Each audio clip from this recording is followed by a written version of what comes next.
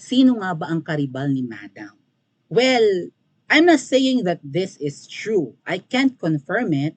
Pero nag-vlog na ako dito last year base sa mga parinig ni Miss Maharlika kung sino si Ting Ting Ting Ting, 'di ba? And dapat nila tong sagutin. Nakakaladkad na ang pangalan ni Ting Ting Ting Ting. Sino siya? Ang alleged iskabetche or kabit ni Kuting. Yun yung masakit na word. Pero ang sabi ng iba, ito daw ang true love ni Kuting. Hindi na tayo magtataka. Hinanap ko si Ting Ting Ting Ting. Miss Ting Ting Ting Ting, pasensya na, pero hindi ko naman nire-reveal ang iyong identity. Hindi kita pinangalanan ng buo. Tinatakpan ko nga ang iyong mukha. Pero I would say, apakaganda mo.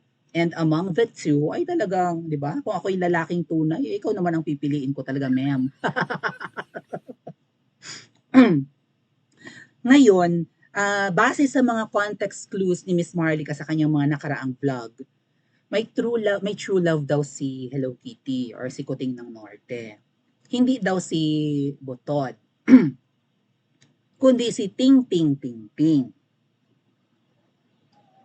Sa mga nakaraang vlog ni Miss Maharlika, sinabi niya na si Ting Ting Ting Ting ang apelyedo ay apelyedo ng dating DOH Secretary. Sino ang Department of Health Secretary, mga ate at kuya, noong panahon ni Tatay Digong? Tayo ay visit sa DOH Secretary na to dahil 'di ba yung init yung init ng ulo natin dahil panahon ng pandemic hindi tayo makalabas. Maraming gustong mag-suggest noon ng mga cure, pansamantalang cure sa COVID, no, na hindi natin kailangan magpabakuna, ganyan-ganyan. Ayaw pakinggan ng Department of Health ni Tatay Digong. Yung secretary na Tatay Digong, sino yon? Maliit na lalaking maitim, kamukha ni Jojo Binay. Medyo lang. Na hindi nakikinig sa, di ba? Ang gusto lang talaga ay by the book. Ang gusto ay tumanggap tayo ng bakuna. May pera kasi sa bakuna eh. Sino yung secretary na yon ni Tatay Digong ng Department of Health panahon niya? Na umabot din naman sa panahon ni Hello Kitty yan. Na pansamantalang pinaltan ni Vergere. Yun daw ang apelyido ni Ting Ting Ting Ting. Oh. So, okay, yun ang apelyido, gets ko na. Yung Ting Ting Ting Ting, sa tingin ko, palayaw. Tama? Ano ang totoong pangalan ni Ting Ting Ting Ting or ni Ting Ting? Actually, nagbigay pa si Miss Maharlika ng mga clues na itong si Ting Ting Ting Ting ay makeup artist. So nagtanong-tanong ako, sabi ko nga sa inyo mga ate at kuya, makeup artist din ako. Sino yung ang apelyido ay ganun? And then, kilala sa showbiz industry. Binabanggit ni Miss Marlica yan. Kilala sa showbiz, sikat na makeup artist, na ganun ang apelyido at ganun ang palayaw. So nagtanong-tanong ako and nahanap ko si Ting Ting Ting Ting. Oh, ba't wala akong nakikitang comment? Sino ang ating DOH Secretary? Yung apelyido, i-comment nyo.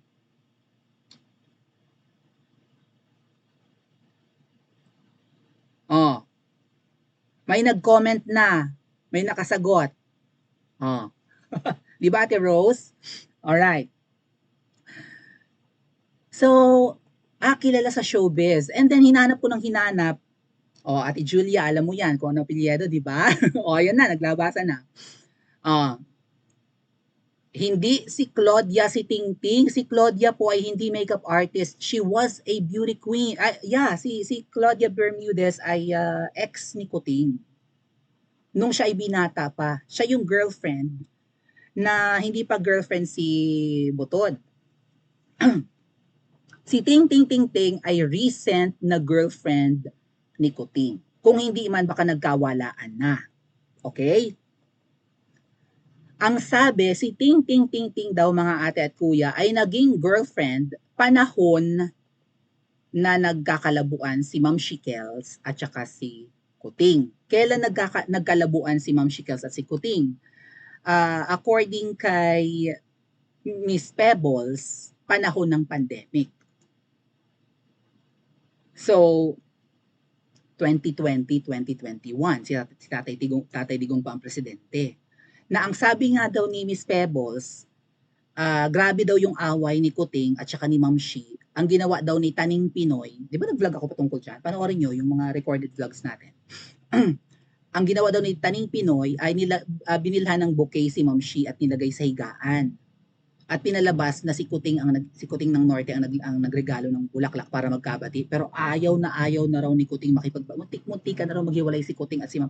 Dapat nga Kuting naghiwalay na kayo kaya lang hindi rin pala pwede, magbabalikan kayo kasi tatakbo ka nga, di ba?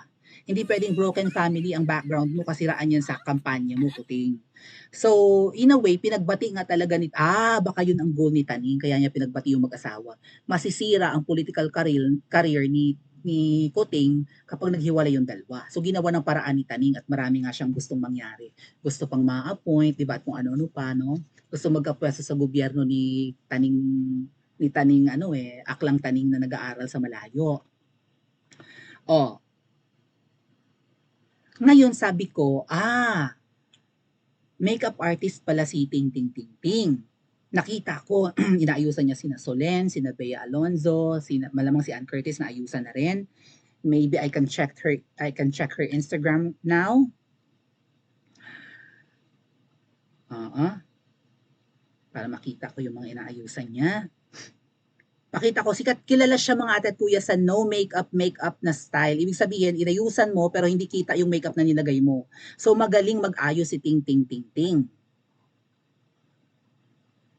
Okay, inayusan niya si Bea, inayusan niya yung singer ng GMA7, si Miss Mariel Rodriguez, nagpapaayos din sa kanya, si Casey Concepcion, si Iza Calzado, may lalaki din siyang mini-make-upan, Julia Barreto, okay. Ang ganda ng mga inaayusan niya. May mga foreigners, Jody Santa Maria, takpan ko na lang yung pangalan. Ay! Ano ba yan? Sinasabotahe talaga. Mga dekalibre ang inaayusan ni Ting Ting Ting Ting.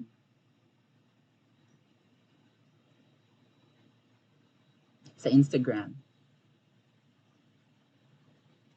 So, magandang babae. And ako nang nasasabi sa inyo mga ate at kuya, kumikita to ng malaki, artista ang mababa dito ang 25K per gig. Baka isang ayos niya sa artista dito, mababa ang mga ate at kuya, 25 10K, nako kachipan niyang 10K, lalo ngayon mahal bilihin. Kung tumanggap man siya ng gig or pag makeup service, malamang aabutin to ng mga 20. Hindi tatanggap ng mga 10, 15. 15 pwede pa 15,000. Lugi. Ang mga makeup artist na mga bigatin, may mga sariling sasakyan, di ba? Kailangan, ganun yun. And professional to Mahal maningil artista pa. So kapag naningil to ng private na tao, politiko, or mayayaman at hindi artista, madugo ang presyo nito. Baka maningil pa to ng 50,000. Lalo kung mga bigating event, wedding, debut, pictorials, ganon, movies, mabigat maningil ang mga makeup artist. So, hindi basta-bastang tao si Ting Ting Ting Ting. Although nasa showbiz siya, makeup artist ng mga artista, mukhang private naman siyang tao, no? Hindi siya nakikisawsaw sa politics, pero nakakaladkad. Ting Ting, Miss Ting Ting, hindi ako nag-reveal, tinatakpan ko ang mukha mo, pero si Miss Maharlika, pinakita na yung mukha mo. There. Sa sobrang gigil siguro ni Miss Maharlika. Bad shot versus good shot.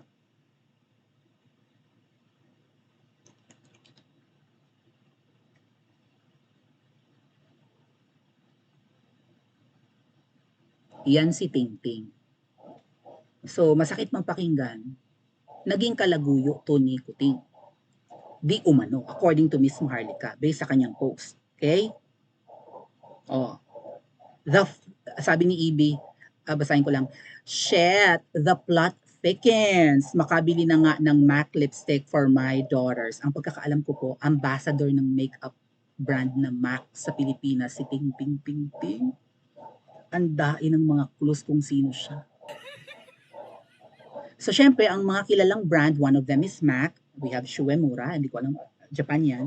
Shiseido, di ba? Dior, NARS, yung mga brand ng mga bigatin, ano pa? Clinique, ano pa ba? Marami yan eh. Pero isa ang MAC sa mga matutunog na makeup kasi ang dami ng spectrum ng makeup nila, ang daming kulay ng brand na MAC, no? And affordable naman ang MAC. Mahal sa Pilipinas, pero sa mga makeup artists, okay na yan. Okay na ang MAC. So, makeup ambassador, siya yung nagre-represent, isa sa mga nagre-represent ng MAC. Siyempre, kapag makeup artist ka, di kalibre ka, gumamit ka ng mga high-end. Kung hindi man high-end, at least kilalang brand ng makeup. Hindi ka pwedeng gumamit ng mga pucho, ng mga makeup, mga Ever Bilena. Sorry naman. Kukuryo. Avon. Sorry. Hindi kami gumagamit niyan. Siguro for personal use. Pero yung mga dapat mga branded, yung mga Revlon nga na yan, mga Maybelline, Max Factor, medyo etchapuera pa eh. At hindi gamitin yan ng mga makeup artist. Siguro yung mga ano lang, yung mga maliliit na kliyente, pwede mong gamitan ng ganyan. Pero kapag mga celebrity, mga politiko, gamitan mo na ng mga high-end brand. Masiselan yung mga yan eh. 'Di ba? So, MAC is one of the affordable and yet may pangalan na brand ng makeup. So, that's Ting Ting Ting Ting. Hawig ni Charlene, hawig din ni Miss Alice. Sino pang mga kahawig? Marami siyang kahawig. Magandang babae kumpara sa iba na kulubot ang mukha. Wala akong sinasabi kung sino yung kulubot ang mukha. At talaga naman, kung siya nga naman ang love interest ni Kuting habang sila ay nagkakalabuan, 'di ba? Kung ako si Kuting,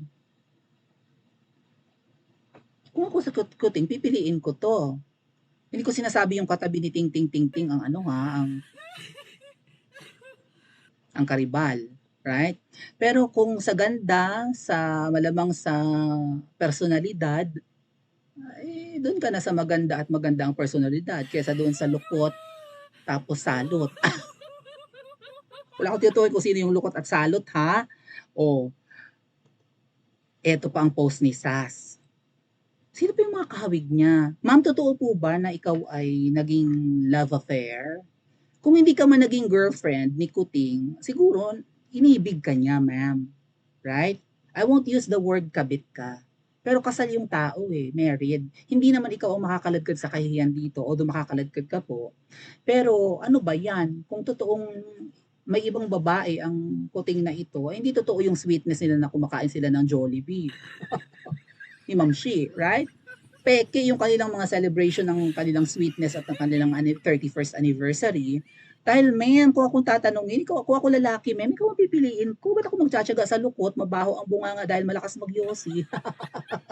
Ay, ikaw po, ma'am, apakaganda, mistisa, marangal ang trabaho, o mukhang mabait, soft-spoken, hindi elite, although mukha ka namang mayaman, ma'am.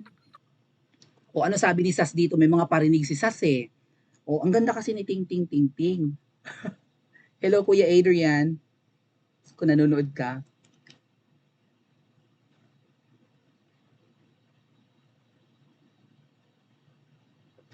Ano ang sabi ni Sas dito sa post niya?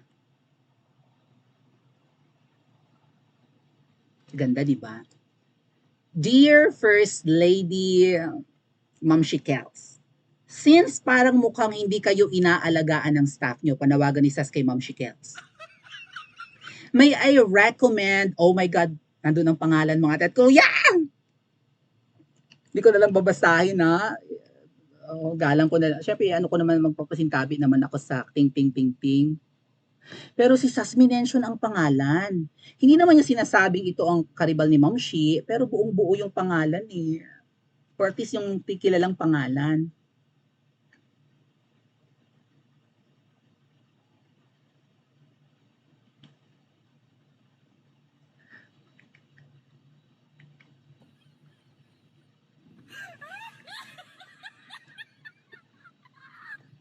Nabasa niyo? May I recommend Ting Ting Ting Ting to be your regular makeup artist, Ma'am Shi? Sabi ni Sas. Para po palaging plakado ang makeup nyo 24/7. So, syempre, mga high-end makeup, baka gumagamit rin ito ng mga Temto airbrush si Ting Ting Ting Ting. So, plakado mag-ayos. Kilala nga siya sa no makeup eh. She's very good in achieving the dewy natural look. So, dewy, medyo nangingintab, katulad ng mukha ko ngayon, dewy. No? Nangingintab, ganyan. Uso minsan ng oily, mga tet kuya. Dati ayaw natin ng oily. Gusto natin, Gusto natin velvet, matte velvet. Ngayon ang uso dewy. So okay lang yung mga oily-oily na makeup. Depende sa part ng mukha mga ate at kuya, no? Kung ang mukha mo ay lahat oily, hindi na yun maganda. Mukha ka ng malagkit. Pero yung mga tipong mga, di ba, yung mga cheekbones, itong bridge ng ilong, even yung tip, yung baba, no, yung mga temples, okay lang yun na medyo dewy or makintab. Pero kung buong mukha mo na makintab, ay naglalangis ka na mukha ka ng walang hilamos mo. Alam to ni Ting Ting Ting Ting. Nire-recommend ni Sas na maging makeup artist mo daw si Ting Ting Ting Ting, Ma'am Shi. Magaling kasi sa show. Baka yung iyong kulubot na mukha, magawa niya ng paraan na glowy, dewy. Kasi yun mga ate kuya, yung makintab, or yung ano, di ba, yung may natural oil pa yung mukha mo, hindi pa tuyot. Ibig sabihin, moisturized. So, highly recommended ni Miss Sassy Ting Ting Ting Ting. Ngayon ang tanong, naging girlfriend baga ni Hello Kitty si Ting Ting Ting Ting o crush lang niya? Siya ba ang pansamantalang minahal ni Hello Kitty habang nagkakalabuan sila ni Ma'am Shi? Paki-comment po sa comment section at mag-like and subscribe din po kayo.